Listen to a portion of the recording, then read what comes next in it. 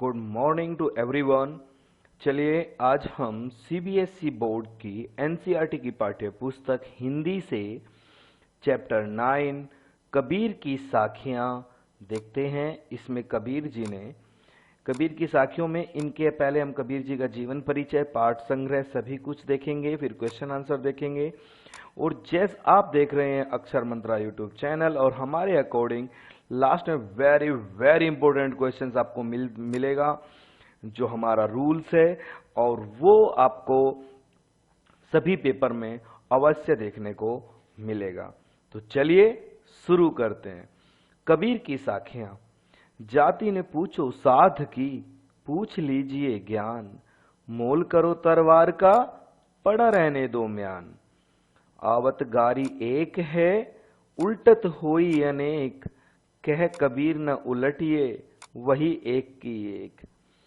माला तो कर में फिरे, जीभ फिरे मुख माही, मनुआ तो दहु दिस फिरे, यह तो सुमिरन नाही। कबीर घास न नींदिए, जो पाँव तली होय, उड़ी पड़े जब आँखी में, खरी दुहेली होय। जग में बैरी कोई नहीं, जो मन शीतल होय, या आपा को डारी दे, दया करे सबको। चलिए अब ये संत सुधासार जो लिखा है पंडित संत वियोगी हरि जी ने लिखा है। तो अब हम इसके चैप्टर्स के क्वेश्चंस आंसर्स को देखते हैं। सभी क्वेश्चंस आंसर को देखेंगे हम इसके पार्ट से। उससे पहले हम सबसे पहले कबीर जी का जीवन परिचय देखते हैं। चलिए उनका जीवन परिचय भी हम देख लेते हैं। और उनका जीवन परिचय इस प्रकार है, आप देख सकते हैं उनका जीवन परिचय। चलिए जी, सबसे ये आप पढ़ रहे हैं अक्षर मंत्रा यूट्यूब चैनल पर एनसीईआरटी हिंदी पाठ्य पुस्तक बसंत से कबीर की साखियां कक्षा 8 से। कवि कबीरदास जी का जन्म 1938 लहरतारा काशी में हुआ और मृत्यु 1518 मगहर में उत्तर प्रदेश में हुई। ये कबीरदास जी को पोस्टेज ऑर्डर में भी हुआ था। और कबीर हिंदी भाषा के भक्ति काल के प्रमुख कवि भी माने जाते हैं। अब इनके दोहों में हिंदी भाषा की मुख्य बोली की झलक दिखलाई पड़ती है। इनकी रचनाओं में ब्रज, राजस्थानी, पंजाबी, अवधी, हरियाणवी और हिंदी खड़ी बोली की प्रचुरता है। कबीर भक्ति काल की निर्गुण भक्ति धारा से प्रभावित है। निर्गुण भक्ति धारा जो भगवान की मूर्ति पूजा नहीं मानती, वो निर्गुण, यानी वो निर्गुण निराकार है। कबीर का प्रभाव हिंदू, मुस्लिम और सिख तीनों धर्मों में मिलता है। और कबीर का जो अब जन्म के बारे में बात करते हैं, तो कबीर का जो जन्म है वो कब और कहाँ हुआ था, इसके बारे में इतिहासकारों के बीच में द्वंद्व है। कोई कुछ बताता है, कोई कुछ बताता है। परंतु कबीर का जन्म काशी के वाराणसी में हुआ। यह बात कबीर के दोहे से ही सिद्ध होती है। लिखा हुआ है कि काशी में प्रकट भय, रामानंद चेताए। रामानंद गुरु ने देखा कि काशी में प्रकट हुआ है कबीर। एक कथा के अनुसार कबीर का जो लालन पोषण हुआ वो नीरू और नीमा के यहाँ मुस्लिम परिवार में हुआ। नीरू का बच्चा को यह बच्चा लहरतारा ताल यानी तालाब के पास में मिला था। और कबीर के माता पिता कौन थे, इसके बारे में अभी भी कोई निश्चित राय नहीं है। कबीर नीरू और नीमा की वास्तविक संतान थे या उन्होंने सिर्फ उसका पालन पोषण किया, इसके बारे में भी इतिहासकारों के अपने अपने अलग अलग मत हैं, अपने अपने अलग अलग विचारधारा हैं। चलिए अब हम कबीरदास जी के द्वारा लिखित कबीर की साखियां चैप्टर इंट्रोडक्शन देखते हैं। कबीरदास जी हमें सज्जन पुरुष को उसके ज्ञान के आधार पर ही परखना चाहिए अर्थात हमें व्यक्ति की पहचान उसके बाहरी रूप से न करके उसके आंतरिक गुणों के आधार पर करना चाहिए। हमें अगर कोई बुरी बात कह रहा है तो हमें ध्यान नहीं देना चाहिए और उसे पलटकर बुरा भी नहीं कहना चाहिए। बात तो बढ़ती जाती है। अगर एक व्यक्ति गाली देता है तो सामने वाला तुरंत जवाब गाली के रूप में देता है। इस तरह से बात बढ़ जाती है और बिगड़ भी जाती है। हमें ऐसा नहीं करना चाहिए। उसकी कही हुई या बात को तुरंत नजरअंदाज करके वहीं खत्म कर देना चाहिए। आगे वो कहते हैं कि मनुष्य चंचल स्वभाव का होता है। वह माला तो दिन भर फेरता है, प्रभु का नाम लेता रहता है, किंतु उसका मन तो कहीं और भटक रहा होता है। साथ से माला फेर रहा होता है और प्रभु नाम का नाटक कर रहा होता है, लेकिन उसका जो असली मन है, जो वास्तविक मन है, वो तो कहीं और भटक रहा है। हम मंदिर जाते हैं और हम सोच रहे हैं कि हमारी मंदिर में जो बाहर चप्पल खड़ रखी है उनको कोई उठा के लेके ना चला जाए, इसीलिए किसी और दिशा में सोच रहा होता है। अर्थात एकाग्र मन से ईश्वर को याद करने से ही ईश्वर मिलते हैं। अगर आप अपने मन पर लगाम नहीं लगाएंगे तो उसके भटकने पर रोक भी नहीं लगा सकते, तो ईश्वर की प्राप्ति नहीं हो सकती है। कबीर दास जी किसी को बड़ा या छोटा नहीं समझने की बात कहते हैं तथा कहते हैं कि हमें छोटा समझकर किसी को दबाना बिल्कुल नहीं चाहिए। कई बार छोटी चीजें भी बहुत दुख दे देती हैं। कबीर जी कहते हैं कि किसी को छोटा या बड़ा नहीं समझना चाहिए, किसी को छोटा समझकर उसे दबाना नहीं चाहिए, उसे कुचलना नहीं चाहिए। कई बार छोटी चीजें भी बहुत दुख दे देती हैं, जिन्हें हम छोटा समझते हैं एक दिन में बहुत बड़े दुख का कारण भी बन जाती हैं। अर्थात यह भी कहते हैं कि अगर हमारे मन में शांति है तो हमारा कोई दुश्मन नहीं है। अगर हम अपना अहंकार छोड़ दें तो सब पर दया कर सकते हैं। इन दोहों में भाषा सरल और भावपूर्ण है। यह जो कबीरदास जी की साखियां हैं, इनकी भाषा बहुत सरल और भावपूर्ण तथा सबके समझ में आने वाली है और भाव से भरी हुई है। अब हम चैप्टर का इंट्रोडक्शन देखते हैं, चैप्टर की समरी देखते हैं। सबसे पहले चलिए इन दोहों में कबीर मानवीय प्रवृत्तियों को प्रस्तुत करते हैं और पहले दोहे में कवि कहते हैं कि मनुष्य की जाति उसके गुणों से बड़ी नहीं होती। दूसरे में कहते हैं कि अपशब्द के बदले अपशब्द कहना कीचड़ में हाथ डालने जैसा है। तीसरे दोहे में कवि अपने चंचल मन व्यंग कर रहे हैं कि माला और जीभ प्रभु के नाम पर जपते हैं, पर मन अपनी चंचलता का त्याग नहीं करते। चौथे में कहते हैं कि किसी को कमजोर समझकर दबाना नहीं चाहिए, क्योंकि कई बार हमारे लिए कष्टकारी हो जाता है। ये चैप्टर का सार है। जैसे हाथी चींटी को, एक छोटी सी चींटी क्या है, हाथी को भी बहुत परेशान कर देती है, उसकी कान में बैठ जाती है तो उसको काटती रहती है, हाथी को पागल बना देती है। पांचवें दोहे का भाव यह है कि मनुष्य अपनी मानसिक कमजोरियों को दूर करके संसार को खुशहाल और दयावान बना सकता है। अब एक छोटी सी चींटी अगर हाथी के भी कान में पहुंच जाए, हाथी कान तक तो नहीं वो उसको निकाल सकता। अब वो वहीं पर बैठी है तो बैठी, कितना भी वो गर्दन हिला ले, चींटी तो गिरने वाली नहीं है, क्योंकि वो तो काट खा रही है। तो वही है पाठ की व्याख्या, चैप्टर एक्सप्लेनेशन इसका देखते हैं। जाति न पूछो साधु की, पूछ लीजिए ज्ञान, मोल करो तलवार का, पड़ा रहने दो म्यान। ये मोल है, मोल करो तलवार का, पड़ा रहने दो म्यान। मोल है ये, मोल, राइट, ये लीजिए, ठीक है। प्रस्तुत साखी हमारी हिंदी पाठ्य पुस्तक बसंत भाग 3 से ली गई है। इस साखी में कवि संत कबीरदास जी कहते हैं कि कबीर ने मनुष्य को जाति से ऊपर उठकर और उसके गुणों के परख पर ध्यान देने के लिए कहा है। कबीरदास जी कहते हैं कि हमें सज्जन पुरुष से उसकी जाति नहीं पूछनी चाहिए, अपितु उसका ज्ञान देखना चाहिए। अर्थात मनुष्य को उसकी जाति के आधार पर नहीं, उसको ज्ञान के आधार पर परखना चाहिए। क्योंकि जब हम तलवार खरीदने जाते हैं तो उसकी सबसे पहले उसकी कीमत म्यान देखकर नहीं लगाते, तलवार देखकर लगाते हैं।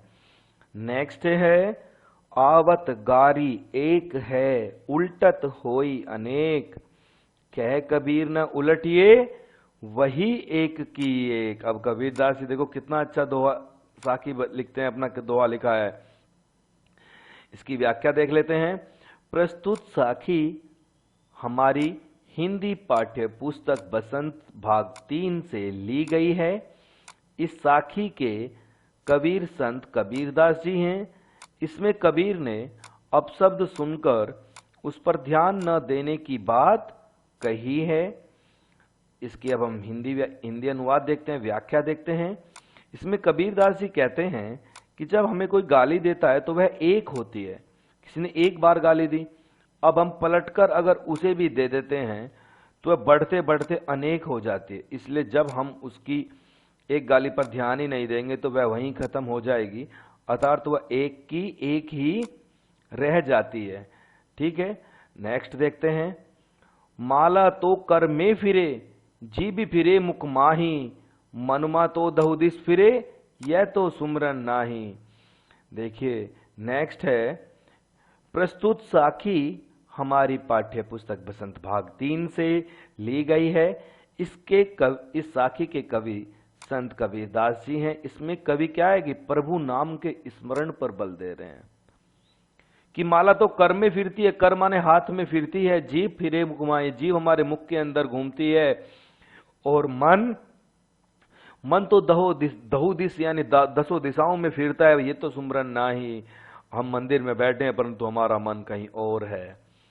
कबीरदास जी कहते हैं कि माला को हाथ में लेकर मनुष्य मन को घुमाता है और जीभ मुख के अंदर घूमती रहती है, परंतु मनुष्य का चंचल मन सभी दिशाओं में घूमता रहता है।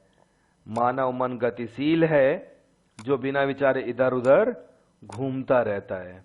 ये भगवान का नाम क्यों नहीं लेता प्रभु। नेक्स्ट है, कबीर घास न नींदिए, जो पांव तली होय, उड़ पड़ी जब आंखी में खरी दुहेली होय। नेक्स्ट है, इसका प्रसंग देख लेते हैं।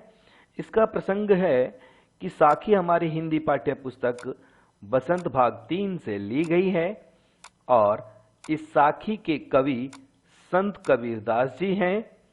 इसमें कबीरदास जी छोटे को कमजोर समझकर उसे दबाने वाले को चेतावनी देते हैं।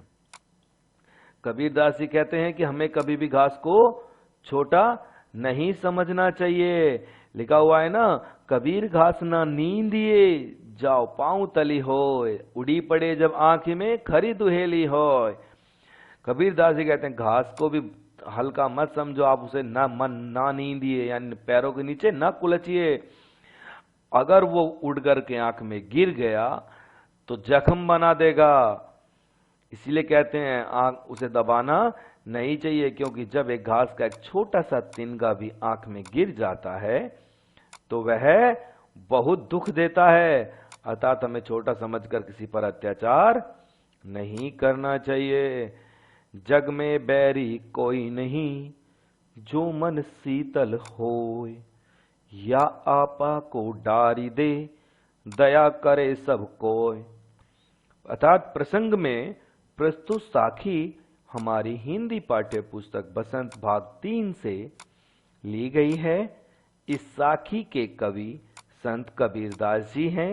इसमें कबीरदास जी मनुष्य को स्वार्थ यानी सेल्फिश नेचर को त्याग कर छोड़कर दयावान, आशावान, उम्मीद, एक सदाचारी व्यक्ति बनने की सीख देते हैं। कबीरदास जी कहते हैं जग में बैरी कोई नहीं, जो मन शीतल होए। अगर हमारा मन ठंडा है तो हमारे मन में कोई भी बैर नहीं है। या आपा को डारी दे, दया करे सबको, त्याग कर दें तो सभी क्या है, दयावान बन सकते हैं। अर्थात मनुष्य को अपनी कमजोरियों को दूर करके संसार में प्रेम और दया फैलाना चाहिए। प्रश्न अभ्यास देख लेते हैं। तलवार का महत्व होता है, मयान का नहीं। उक्त उदाहरण से कबीर क्या कहना चाहते हैं, स्पष्ट कीजिए। कबीर जी के अनुसार मनुष्य की सुंदरता उसके शरीर की अपेक्षा उसके गुणों से आंकना चाहिए। ये क्योंकि शरीर तो बाहरी आवरण है, जबकि सच्चाई उसका अंतर्मन है। इसलिए कवि कहते हैं कि तलवार का महत्व होता है, मयान का नहीं। राइट, तलवार का महत्व होता है, मयान का नहीं। उक्त उदाहरण से कबीर क्या कहना चाहते हैं कि स्पष्ट कीजिए। सबसे पहली बात है कि कबीर कहते हैं कि हमें तलवार का महत्व होता है, मयान का नहीं, यानी शरीर की, मनुष्य की सुंदरता उसके शरीर की अपेक्षा उसके गुणों से आंकना चाहिए। बाहरी शरीर तो सिर्फ क्या है, उसका आवरण है। नेक्स्ट है पाठ की तीसरी जो साखी है, जिसकी एक पंक्ति है, मनुआ तो दहुदिस फिरे यह तो सुमरन नाही, के द्वारा कबीर जी क्या कहना चाहते हैं। अब हम प्रश्नाभ्यास देखते हैं। तो प्रश्नाभ्यास में सेकंड क्वेश्चन क्या है कि पाठ की तीसरी साखी के बारे में एक पंक्ति दे दी और उसका अर्थ पूछा। तो उसका भाव, तीसरी साखी में कबीरदास जी क्या कहना चाहते हैं कि मनुष्य का मन तो चंचल होता है, वह हाथ में माला और जबान पर क्या लेता है, हरि नाम को जपता रहता है, परंतु भगवान का नाम नहीं लेता। तब सार्थक होता है जब मनुष्य अपने चंचल मन पर काबू पा लेता है। देखे, मनुआ तो दहुदिस फिरे यह तो सुमरन नाही। मन तो हमारा दसों दिशाओं में, दहु दिशी, यानी दसों दिशाओं में फिरता है मन हमारा, क्योंकि मन तो बड़ा चंचल है। ठीक है, भक्ति में नहीं लगता। तो कबीरदास जी क्या करते हैं, कबीरदास जी राइट, निंदा करने से क्यों मना करते हैं, पढ़े हुए दोहे के आधार पर स्पष्ट कीजिए। चलिए, कबीरदास जी छोटे को कमजोर समझकर उसकी अपेक्षा करने को मना करते हैं, क्योंकि मनुष्य को घास पैरों के नीचे वाली रोंदनी वाली वस्तु समझकर उसे कमजोर नहीं मानना चाहिए। क्योंकि जब एक घास का तिनका भी आंख में चला जाता है तो वह बहुत कष्टदायी होता है।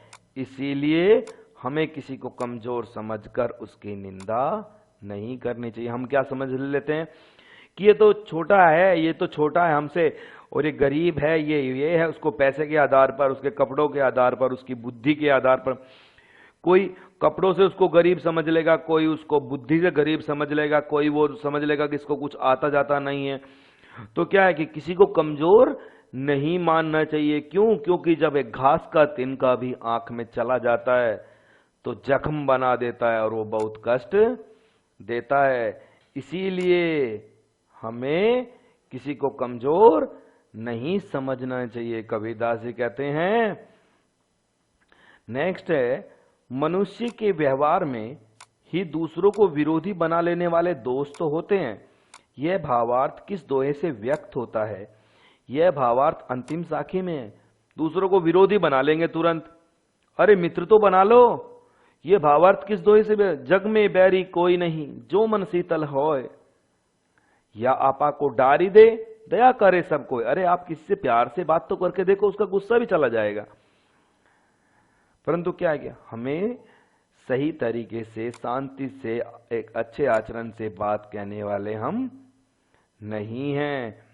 दूसरा हमें उकसाएगा और हम तुरंत उकसा जाते हैं, गुस्से में आ जाते हैं। तो यह भावार्थ अंतिम में है, जग में बैरी कोई नहीं। अगर आप समझते हैं इस दुनिया में कोई आपका बैरी नहीं है, अगर आपका मन शीतल है, या आपा को डारी दे, दया करे सब कोई।